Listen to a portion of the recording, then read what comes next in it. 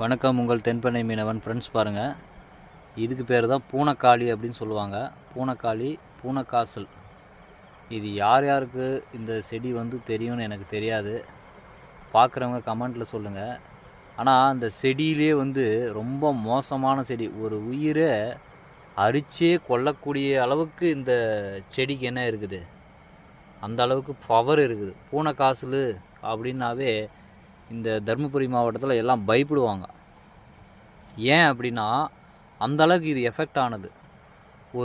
ஒருத்தருக்கு சொறி சிரங்குன்னு சொல்லுவாங்க. அது வந்தால் எந்த அளவுக்கு அவஸ்தைப்படுவாங்களோ, அதே மாதிரி ஒரு 3 மணி நேரத்துக்கு இது பட்டுருச்சுனாக்கில் அந்த அளவுக்கு அவஸ்தைப்படுவாங்கங்க.